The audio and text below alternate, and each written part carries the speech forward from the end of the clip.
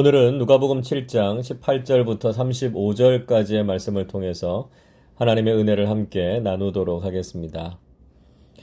예수님에 대한 소식은 갈릴리를 넘어서 유대 전역에까지 퍼졌습니다. 감옥에 갇혀 있던 세례 요한은 예수님의 소문을 듣고 그의 제자 둘을 보내서 그분이 메시아이신지를 물었습니다. 20절 말씀 보십시오. 그들이 예수께 나아가 이르되 세례 요한이 우리를 보내어 당신께 여쭈어 보라고 하기를 오실 그이가 당신이오니이까 우리가 다른 이를 기다리오리이까 하더이다 하니, 요한은 자신의 제자들을 통해서 오실 그이, 즉 메시아가 바로 예수님이신지 아니면 다른 사람을 기다려야 하는지를 질문했습니다. 예수님께서는 말로 대답하시지 않으시고 행동으로 보여주셨습니다. 21절입니다. 마침 그때에 예수께서 질병과 고통과 및 악귀 들린 자들을 많이 고치시며 또 많은 맹인을 보게 하신지라. 요한의 제자들이 질문할 때 마침 예수님께서 각종 병에 걸린 사람들과 귀신 들린 사람들, 그리고 장애인들을 치유하고 고치셨습니다. 예수님께서 치유와 회복의 능력을 베푸셔서 하나님 나라를 이 땅에 가지고 오신 메시아이심을 보여주셨습니다. 22절 이렇게 말씀하지요. 예수께서 대답하여 이르시되 너희가 가서 보고 들은 것을 요한에게 알리되 맹인이 보며 못 걷는 사람이 걸으며 나병 환자가 깨끗함을 받으며 귀먹은 사람이 들으며 죽은 자가 살아나며 가난한 자에게 복음이 전파된다 하라. 예수님께서는 그들이 보고 들은 것을 요한에게 알려주라고 하셨습니다. 그것은 맹인이 보고 못 걷는 사람이 걷고 나병 환자가 깨끗함을 받고 귀먹은 사람이 듣고 죽은 자가 살아나고 가난한 자에게 복음이 전파된다는 것이었습니다. 즉, 이 모든 일이 바로 하나님 나라의 일이었습니다. 예수님께서는 하나님 나라의 일을 이 땅에 가지고 오신 메시아이심을 분명히 말씀하신 것이죠. 이 말씀은 우리에게 시사하는 바가 매우 큽니다. 예수님께서는 당신이 어떤 분이신지를 구구절절 말로 설명하지 않으셨습니다.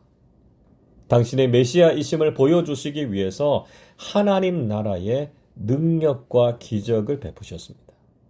그를 통해서 그분이 바로 하나님께서 보내신 하나님의 아들이심을 증명해 보이셨던 것이죠.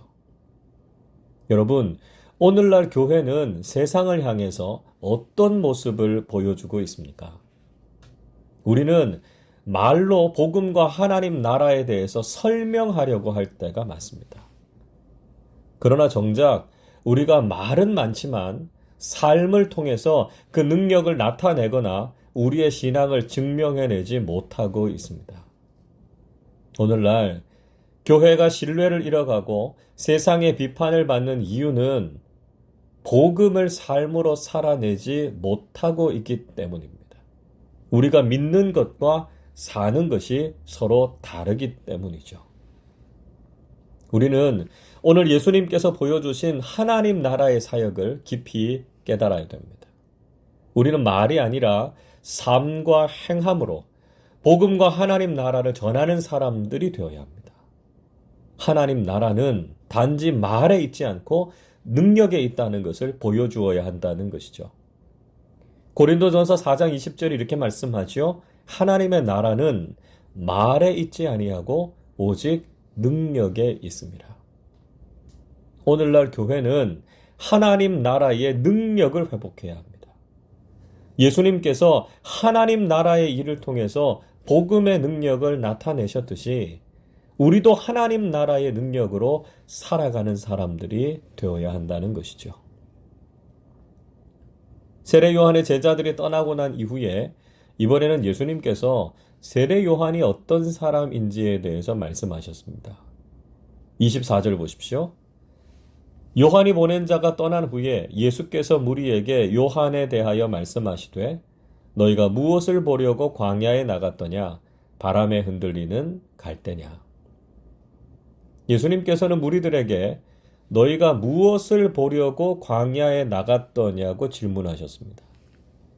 이 말씀은 유대 광야에서 회개의 세례를 전파한 요한을 당시의 사람들이 어떻게 이해하고 있느냐라고 하는 질문이었습니다. 예수님께서는 바람에 흔들리는 갈대를 보러 간 것이 아니라고 하셨습니다. 이 말씀은 연약하고 유한한 한 인간을 보기 위함이 아니라는 것입니다. 또 부드러운 옷을 입은 사람이나 화려한 옷을 입은 사람을 보기 위해서 광야에 나간 것도 아니라고 하셨습니다. 예수님께서는 선지자를 보기 위해서 광야에 나갔다 이렇게 말씀하셨습니다. 26절 이렇게 말씀하죠. 그러면 너희가 무엇을 보려고 나갔더냐?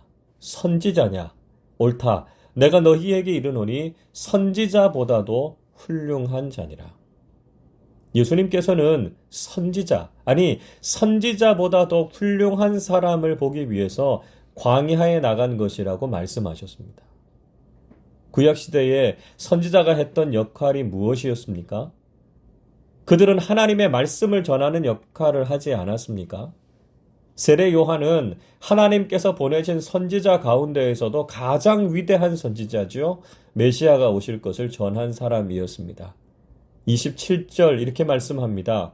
기록된 바 보라 내가 내 사자를 내 앞에 보내노니 그가 내 앞에서 네 길을 준비하리라 한 것이 이 사람에 대한 말씀이라. 그는 말라기 선지자가 예언한 것처럼 예수님께서 오실 길을 준비한 사람이었습니다. 하나님 나라를 이 땅에 가지고 오실 메시아이신 예수 그리스도를 전하는 귀한 사명을 감당했던 선지자 중에 선지자가 바로 세례 요한이었습니다. 여러분, 우리도 광야와 같은 이 시대를 살아갈 때 무엇을 기대하면서 살아야 하겠습니까? 광야에서부터 들려오는 하나님의 말씀, 즉 복음의 귀를 기울이고 하나님의 말씀에 순종하는 삶을 살아야 한다는 것입니다. 예수님께서는 세례 요한을 가리켜서 극찬하셨습니다. 28절 이렇게 말씀하지요. 내가 너희에게 말하노니 여자가 낳은 자 중에 요한보다 큰 자가 없도다. 그러나 하나님의 나라에서는 극히 작은 자라도 그보다 크니라. 예수님께서는 여자가 낳은 자 중에 세례 요한보다 더 큰 자가 없다고 말씀하셨습니다. 그만큼 세례 요한은 하나님 나라를 위해서 귀하게 쓰임받은 사람이었습니다. 우리는 바로 이렇게 하나님을 위해서 쓰임받는 사람들이 되어야 합니다. 그리고 하나님 나라를 위해서 큰 사람들이 되어야 합니다.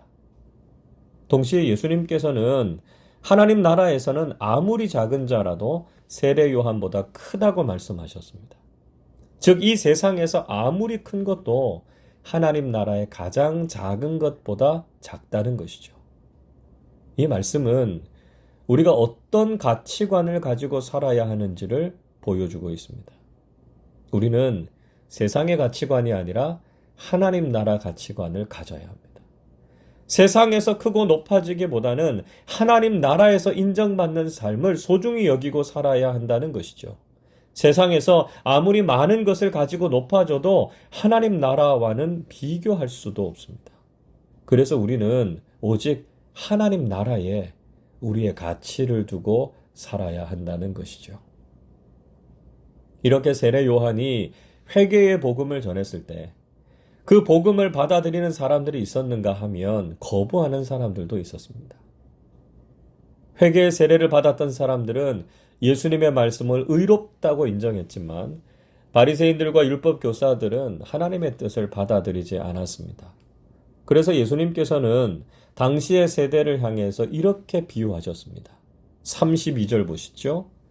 비유하건대 아이들이 장터에 앉아 서로 불러 이르되 우리가 너희를 향하여 피리를 불어도 너희가 춤추지 않고 우리가 곡하여도 너희가 울지 아니하였다 함과 같도다. 예수님께서는 이 세대가 피리를 불어도 춤을 추지 않고 곡하여도 울지 않는 세대라고 말씀하셨습니다. 이 말씀이 의미하는 것이 무엇일까요?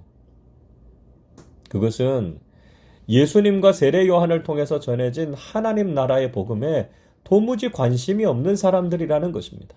하나님 나라를 받아들이지 않는 사람들이라는 것이죠. 그들의 마음은 완악하고 무지해서 복음을 깨닫지도 받아들이지도 않았습니다. 그래서 세례 요한이 와서 금식하면서 회개의 세례를 전했을 때는 요한이 귀신이 들렸다고 비난했습니다. 그리고 예수님께서 오셔서 하나님 나라의 잔치와 기쁨을 전했을 때는 먹고 마시기를 즐기는 사람이라고 공격했습니다. 그들은 도무지 하나님 나라의 복음을 수용하지 않았고 자신들의 기준으로 공격하고 배격했다는 것이죠. 오늘 35절은 이렇게 말씀합니다. 지혜는 자기의 모든 자녀로 인하여 옳다함을 얻으리라. 예수님께서는 지혜는 자기의 모든 자녀, 즉 자신이 행한 바로 옳다함을 받는다 이렇게 말씀하셨습니다. 즉 지혜란 복음을 믿음으로 받아들이고 복음에 합당한 삶을 사는 것으로 의롭게 되고요. 구원을 받게 된다라고 하는 것을 말씀하신 것입니다. 여러분, 오늘 우리가 살아가는 시대도 복음에 대해서 무관심하고 복음의 가치를 소홀히 여기는 시대를 살아가고 있습니다. 사람들은 하나님 나라보다는 세상의 것을 더 중요하게 생각하면서 살아갑니다. 이런 시대 속에서도 늘 하나님의 말씀에 귀를 기울이고 하나님 나라의 복음이 가지는 가치를 올바로 깨닫는 사람들이 되시기를 바랍니다. 오늘 이 새벽에 우리에게 선포된 하나님 나라의 복음을 마음속에 간직하고 하나님 나라를 바라보는 믿음의 사람들이 되시기를 주님의 이름으로 축원합니다. 기도하겠습니다. 유한하고 일시적인 이 세상이 아니라 영원한 하나님 나라의 구원과 영생을 소망하며 살아가게 하신 하나님의 놀라운 사랑과 은혜에 감사를 드립니다. 예수님과 세례 요한을 통해서 선포된 하나님 나라의 복음을 듣고도 받아들이지 않은 완악한 유대 종교 지도자들의 모습이 아니라 복음에 순종하여 회개하고 돌이켜 하나님 나라에 합당한 사람들로 살아가게 해 주옵소서. 복음과 하나님 나라의 가치를 소홀하게 여기는 이 세대를 본받지 않게 하시고 오직 영원한 생명과 구원의 은혜를 가장 소중하게 여기며 살아가는 사람들이 되게 하여 주옵소서. 오늘도 저희들의 삶을 성령 하나님께서 인도해 주셔서 주님의 뜻 안에서 평안하고 형통한 삶을 살게 하여 주옵소서. 감사드리며 우리 주님 예수 그리스도의 이름으로 기도하옵나이다. 아멘.